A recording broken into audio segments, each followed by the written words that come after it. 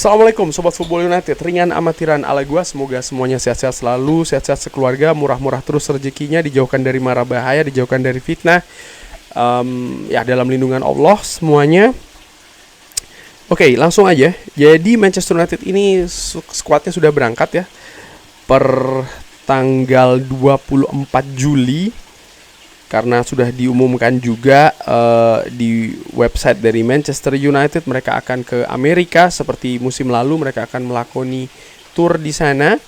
Namun ada yang berbeda ya. Pertama adalah yang ingin gue singgung adalah jadwal pertandingan atau kuantitas pertandingan yang akan dilakukan di Amerika, di mana musim lalu mereka memiliki jadwal yang sangat ketat, bahkan mereka melakukan 4 laga. Oke, ada 2 laga, yaitu ketika menghadapi Wrexham dan juga Real Madrid, di mana sangat berdekatan.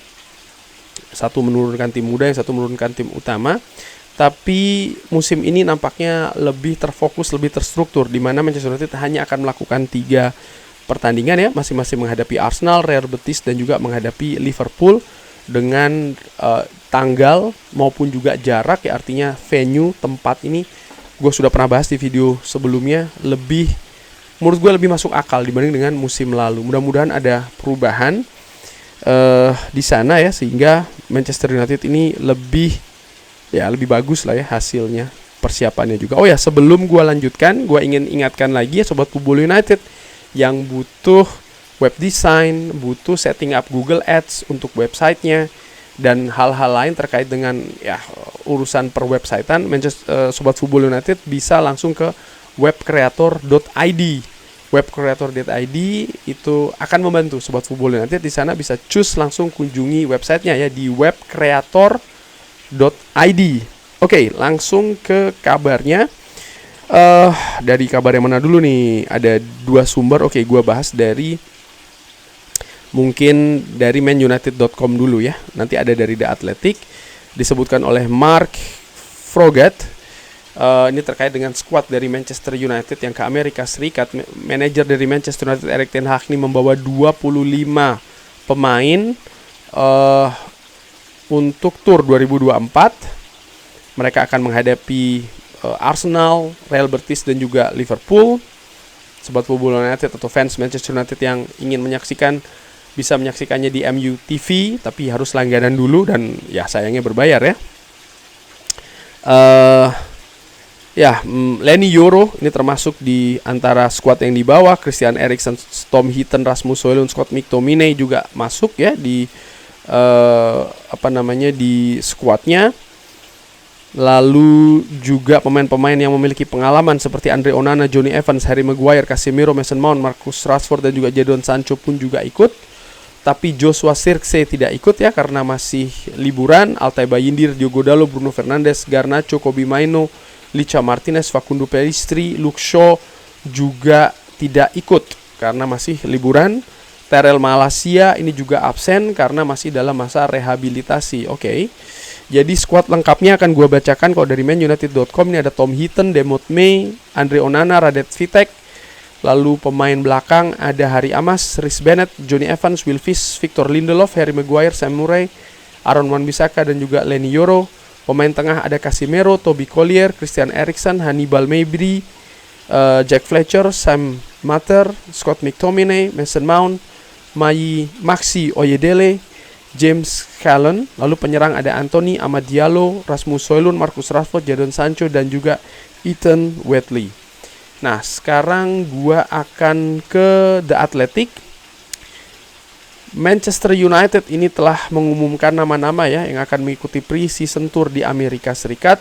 Pemain baru Leny Yoro ini termasuk di sana bersama dengan Christian Eriksen, Rasmus Højlund dan juga Scott McTominay, yang mereka semua ini kembali ke Carrington setelah keterlibatannya di Piala Eropa. Jadon Sancho juga traveling bersama dengan skuad Erik ten Hag ya, di mana situasinya sudah membaik antara Jadon Sancho dan juga Erik ten Hag. Walaupun masa depannya masih tanda tanya menurut gua. Harry Maguire masuk juga di sana setelah tidak masuk ke skuad Euro ya. Dia ikut bersama dengan skuad Manchester United ke Amerika. Lalu pemain senior lainnya yang ikut adalah Marcus Rashford dan juga Mason Mount. Ini sama seperti yang disebutkan di manunited.com. Dan nama-nama lain pun juga sama yang disebutkan di sana. Yang menarik bagaimana asisten pelatih dari Manchester United Steve McLaren ini tidak akan ikut ke Amerika karena ya dia kabarnya juga ada cedera ya di kakinya Steve McLaren ini. Lalu tim leadership baru dari Manchester United, Sir Dave Braithwaite, Omar Berada, Dan Ashworth dan juga Jason Wilcox, ini semua bergabung dengan Erik ten Hag di dalam tur ke Amerika. Dan ya akan menghadapi Arsenal, menghadapi Real Betis, dan juga menghadapi Liverpool masing-masing di tanggal 27 Juli, 31 Juli, dan juga tanggal 3 Agustus. Sebelum berangkat, Manchester United juga mengumumkan Rasmus Højlund sekarang akan memakai jersey nomor 9. Dan masih belum diketahui siapa yang akan memakai nomor 11. Nomor 9 ini sebelumnya dipakai oleh Sir Bobby Charlton, Andy Cole, dan juga Dimitar Berbatov. Dan tentu saja juga pernah dipakai oleh Anthony Martial ya, terakhir. Manchester United sendiri akan memulai laga resminya di Community Shield di Wembley menghadapi Manchester City di 10 Agustus. Berarti sekitar sepekan setelah Manchester United ini melakoni laga terakhir pre-season di Amerika, tepatnya di South Carolina menghadapi Liverpool. Nah, itu tadi skuad yang dibawa oleh Erik ten Hag ke Amerika. Nampaknya ada kombinasi ya, masih kombinasi antara pemain senior dan juga pemain muda. Ada pemain-pemain penting, pemain-pemain vital seperti Lisandro Martinez, seperti Bruno Fernandes, Diogo Dalot juga, termasuk juga rekrutan yang tentu saja banyak fans Manchester United sebenarnya ingin saksikan ya, yaitu adalah Joshua Zirkzee, pun juga pemain muda potensial dari Manchester United, Garnacho dan juga Kobbie Mainoo yang tidak ikut nih ke Amerika. Apakah ini akan mengganggu? Belum tentu. Menurut gue bisa ya bisa tidak, karena pemain-pemain yang tidak ikut serta ini merupakan pemain-pemain inti, pemain-pemain vital yang menurut gue secara ringan amatiran Erik ten Hag sudah paham betul karakternya, fungsinya, dan lain-lain. Sehingga gue pikir tidak akan menjadi masalah yang besar untuk mereka nanti berintegrasi di tengah-tengah tur pramusim. Mungkin bisa jadi di Amerika ataupun ketika mereka kembali ke Eropa. Bagaimana dengan Joshua Zirkzee? Nah, di situ menurut gue tantangannya ya, karena Joshua Zirkzee ini pemain baru. Tentu saja sebenarnya akan lebih bagus kalau dia bisa bergabung ke tur ini, tapi menurut gue juga harus diperhatikan bagaimana kondisi fisik dari sang pemainnya. Kalau memang sudah siap ya siap, tapi kalau tidak sebaiknya jangan dipaksakan. Dan kalau gue lihat tadi alasan dari Tyrell Malacia tidak diikut sertakan masih rehab, ini menunjukkan bahwa situasi bek kiri dari Manchester United nampaknya di awal-awal musim nanti masih belum akan full team, artinya belum akan ada komplit ya 2 pemain, mungkin hanya akan 1, yaitu adalah Luke Shaw yang juga tidak ikut ke tour di Amerika ini. Apakah akan bergabung di tengah-tengah nanti juga belum diketahui. Sehingga menurut gue sangat masuk akal nanti ketika Manchester United berusaha juga ya ingin mendatangkan back kiri baru di jendela transfer musim panas ini. Nah, terkait dengan pemain yang berangkat, tadi ada beberapa nama yang disebutkan. Gue sih ada beberapa pemain yang gue harapkan bisa berkembang lebih bagus di tour pre-season kali ini. Oke, pemain-pemain muda iya pastinya. Tapi yang gue maksud di sini adalah lebih ke pemain senior. Langsung aja ada 3 nama yang gue ingin lihat semoga mereka bisa berkembang lebih bagus. Nomor 1 adalah Victor Lindelof. Kenapa? Sampai dengan saat ini statusnya masih belum jelas nih Victor Lindelof. Kalau seandainya dia lepas, oke, it's fine, akan ada gantinya.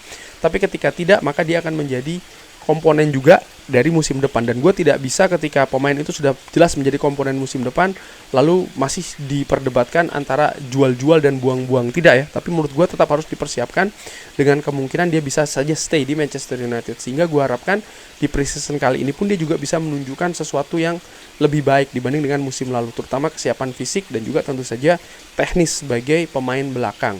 Lalu pemain nomor 2 adalah Casemiro. Tentu saja musim lalu bukan merupakan musim yang bagus bagi Casemiro ya.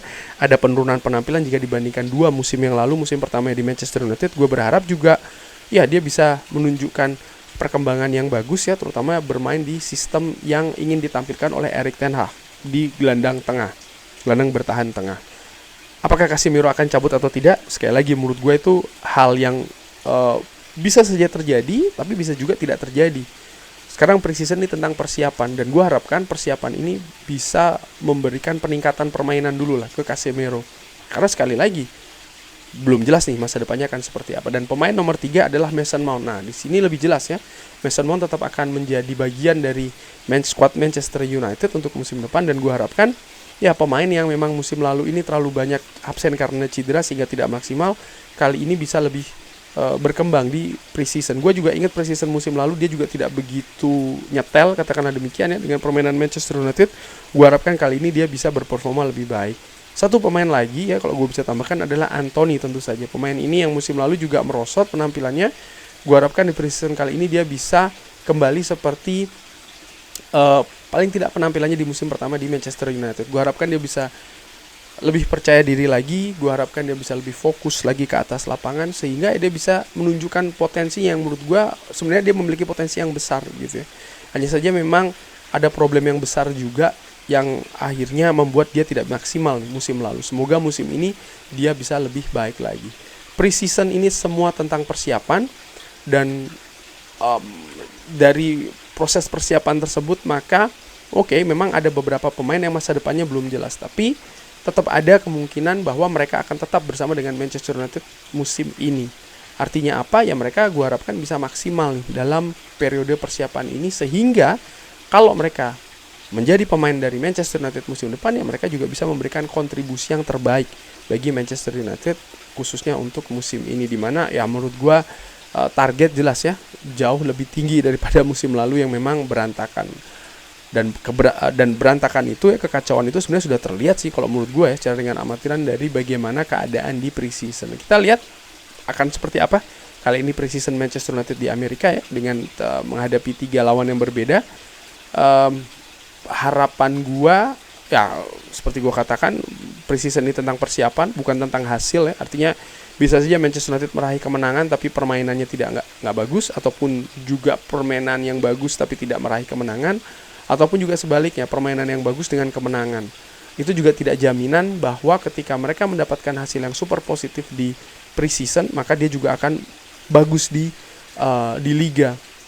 Banyak sekali contoh bagi Manchester United sendiri. Salah satunya adalah periode pertama dari Louis van Gaal, gue ingat benar, ketika Manchester United pada saat itu tampil bagus di preseason, tapi ketika tampil di liga ternyata ada penurunan yang lumayan drastis pada saat itu. Nah, gue harapkan memang ya fans tentu saja berharap ada permainan yang bagus, juga hasil kemenangan, tapi kalau gue secara ringan amatiran ya itu tentu saja bagus, tapi itu bukan segalanya. Artinya dengan apa yang terjadi di preseason, ada banyak hal yang mungkin tidak akan linear dengan situasi Manchester United nantinya di kompetisi resmi. Karena sekali lagi preseason ini intinya adalah tentang persiapan. Kurang lebih demikian. Bagaimana menurut Sobat Bubul United? Seperti biasa silahkan drop di kolom komen. Terima kasih sudah menyaksikan. Jangan lupa like, sholat, dan juga subscribe. Assalamualaikum warahmatullahi wabarakatuh. Thank you.